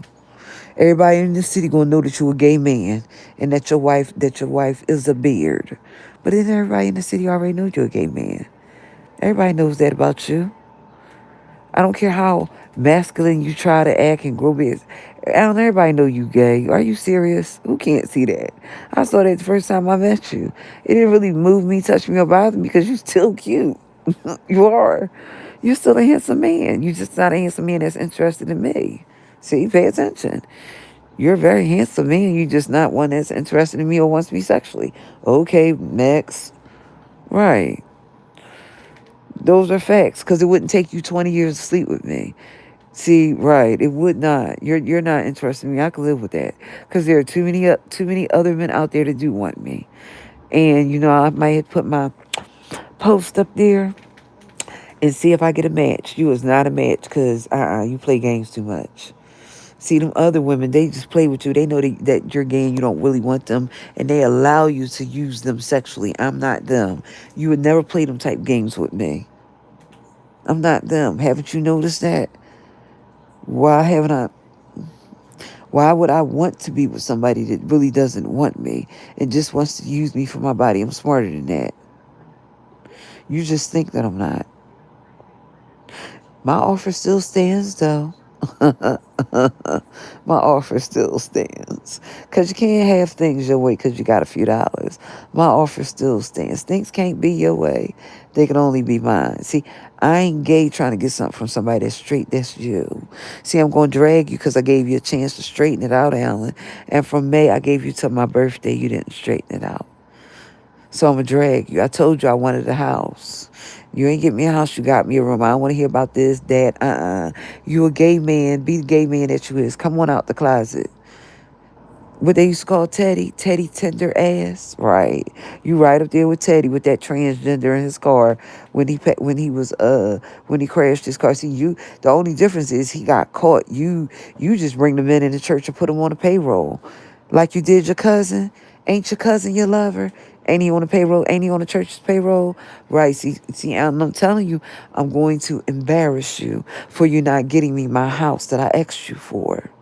I didn't ask you for a grand house. You could have just bought a shell and fixed it up. Right, but that wasn't you. You ain't want to spend money on me. I'm embarrassed the hell out of you. I'm not going to leave you with respect after you played me and have done other things for other women. I'm going to embarrass you. I'm going to embarrass you on my wall, too. See, I'm gonna put all your business on my wall. You know how you like to run down south every now and have sex with Reverend Hell, have sex with Gina Stewart. You know, because women don't preach for you and you don't, because that's not how you operate. See, you can't never have people preach for you and you don't manipulate them. That's how you operate. Your wife know you a hoe. She do. She probably don't care, because she's there for what she can get. She's not really there for you. It's different. That's why she treats you the way that she treats you. See, because if she was there for you, your mother, the one that's in a nursing home out there, she would be here, and you would be taking care of her. Right. Pay attention. I don't owe you respect, Alan. You didn't respect me. I don't have to respect you. Probably going to come down and drag you for the facts of your life. This is my story time. Let me see. Some more stories about Alan. Well, it is true that I met him in 2004 over at his church. All of that is true. That's not a lie. He was doing a blood drive trying to find a match for one of his drummers. And I went up there, and I didn't know who he was. He was standing there looking at me. Whatever. I never shook his hand. I didn't know who he was. When I saw him 3 years later, I was homeless. And he used a homeless person's stuff and did not compensate me. You are evil. I want you to know that you're evil. See, because right now, if I were to tell your secret, you know your secret, then I would be evil. But you're evil. Because you still think that the little bit of stuff that you did, it doesn't equate to me having my own place to stay. And I'm going to drag you for the facts of your life because I gave you a deadline and you didn't get it to me. Right. I bet you made sure Lady Ellen was special. You made sure that old hoe who can't do anything for you ministry-wise, I bet you made, but you've already done stuff for her. You've already made her house immaculate over there on Shelton Avenue. Right. I'm going to embarrass you for not getting me what I wanted when I asked you. For 10 whole years, I've begged you. I'm not going to beg you anymore. I'm just going to expose you for the fake gay-ass pastor that you are. Right. I'm going to name your lovers. You know, Reverend Will Wharton, Reverend G. Lamar Stewart, Michi. I'm going to just go down the list when you should have got me what I wanted when I wanted it. You do for other women and their liabilities. I'm the asset. The only asset around here is Catherine, me, not them. They spend your money. I make you money. None of those women equal me. But I'm going to show you better than I can tell you. You just watch. You'll be real lucky if I don't do what? Expose the rest of what I know about you. You fall in line with those other preachers. Let me name them. You fall in line with Reverend Ike. You're a shyster. You fall in line with Daddy Grace and Father Divine. And then there's one other preacher that you fall in line with too, but I'm going to name him in my email. Right. Okay. See, there's a reason why you live out in Montgomery County and you don't live in Philadelphia. Because you do all your dirt in Philadelphia and then you run back to Montgomery County. Well, if you gay in Philadelphia, you gay in Montgomery County too. What's the difference? Right. If you gay in Philadelphia, you gay in Montgomery County. You have sexual affairs with the men out there too, right? You know, you do. You do. See, I don't need to stand up in front of my congregation and act straight on Sunday. We already got a person that does that. Donnie McClurkin. Everybody knows he's gay. You're just like him. The only difference is you're married and he's not. You're the same caliber of Donnie McClurkin, having sexual affairs with men and trying to hide it. When you put him on a payroll, though, like me, Chi, Reverend Will Martin, you put him on a payroll. See, I'm going to give you back that smoke because you played me. And all you had to do was buy me a house. It was simplified. I wouldn't have picked out no $1 million home. Of course not. I had already picked out a shell on Diamond Street, and all you had to do was fix it up. See, you couldn't do that. You didn't even want to talk to me. So I'm going to give you the smoke that you wanted. I'm going to drag you on my wall in case this live takes a long time to get uploaded. I'm going to drag you on my wall and dare you to say anything about it. Because I still hold the ace card, Alan. Remember that. I hold the ace card, not Ellen, not your wife. I hold the ace card on you, which means that if I really want to destroy you, I'll post that on my wall. But I don't. I don't want to destroy you. I told you I wanted a house. I had picked out a very beautiful shell on Diamond Street. And all I needed you to do was fix it. I'm going to put that right on my wall. I picked out a shell on Diamond Street. And all I needed you to do was purchase it and fix it for me. And your sorry ass couldn't do that. You are sorry. You are a sorry excuse for a man that you would allow a woman to build your ministry and leave that woman. You're sorry. You are. See, you're not an asset to you're an asset to your wife, but you're not an asset to the woman that built you up. Your wife didn't build you up. See, your wife is riding in my success. I'm not riding in hers. You're not where you are for me. And if you think I'm lying, take me to court. You do know you do know where the courts are, don't you? While you brag about the mayor, you do know where the courts are, don't you? Oh, Sherelle don't know that you're a fake. Oh, sorry. I'm sorry, Mayor Sherelle. I didn't mean to disrespect your side. I'm not. But you didn't know that your pastor was a fake. Fake gay ass. Right. He a fake. Use my stuff. Right. See, you put women in power. Like, the mayors in power.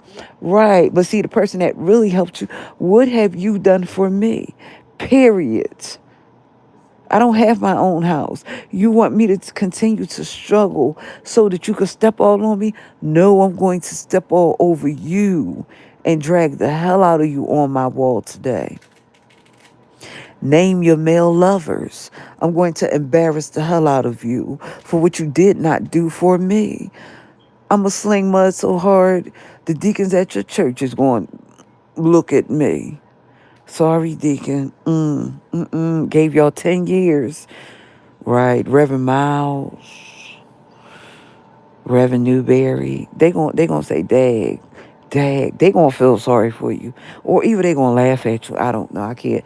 They might laugh at you. They might tell you that they're sorry, and then go behind doors and laugh at you. Right. It's the reason why I said that too. They'll probably tell you that they're sorry and go behind doors and laugh at you, cause you're arrogant. I'm about to drag you. I got 25 minutes before my treatment is done. I'm going to type up some of the names of your lovers and put your male lovers on my page and your females too. You're just lucky I'm not going to say nothing else. Don't you ever tell nobody that I tried to come to your house in Ardmore. Are you serious? If I said that, I said come and meet me. Let me explain it to you. The bus don't stop near your house. Are you okay? The bus goes straight down Lancaster. It don't stop near your house, and the train don't either. I don't know where you live. I know I have an address and knowing where you live is not the same. I know how to get to my appointments. I know how to go to the Planet Fitness. I don't know how to come in your house. I'm going to embarrass the hell out of you for you lying on me. See, you lied, but I'm going to tell the truth. And I'm getting ready to end it. And I'm going to do a couple of what you're, man, when I get finished with you, Alan, I'm going to chew you up and spit you out like you ain't never seen. I'm not playing with you. I'm tired of you playing stupid games with me.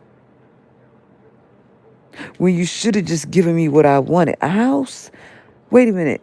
Most people that would have wanted a house, they would have wanted a real expensive one. I didn't. I had picked out a beautiful shell on Diamond Street. And unfortunately, it got knocked down. That's what happened to it. It got knocked down. And then I picked out another shell on Diamond Street. There was a reason why I wanted to stay on Diamond Street. See, you don't get it. You don't know the history of Philadelphia and Diamond Street. The lower end or the higher end. You don't know the history. You don't get it. Diamond Street used to be prestigious at one time. See, you don't know that because you're not from here. But don't worry, I'm going to drag you on my page.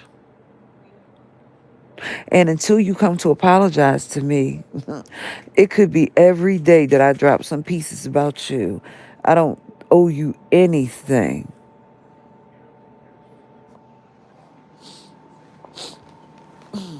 I don't want to hear nothing about no we could make. Well, see, here's the whole thing about making amends. Wasn't it your best friend over there? His name is Bishop Keith Wayne Reed. Wasn't it Dr. Reed that said, go make amends? And it was you that didn't want to make amends. So since you don't want to make amends, you want to fight? Listen, I'm going to give you the best fight of your life. Ask Dr. Reed how we are. He your friend. Ask him. We could be your best friend or your best enemy. Right now, I'm be your enemy, so I'm going to tear you up. Don't worry, I'm going to tear you up on my wall. I'm going to name all of your male lovers. You know the ones you had on the church's payroll and stuff like Michi, who you run up and down the street with. Don't worry, I'm going to tear you up on my wall. You should have given me what I wanted when I wanted it. Game over, you lose. I don't lose anything. Because if I lose my freedom, if I go to jail, you won't come right along with me. Don't worry. I gave you too many chances and opportunities. Deacons, I don't owe y'all anything. You all have played with me too much. Game over.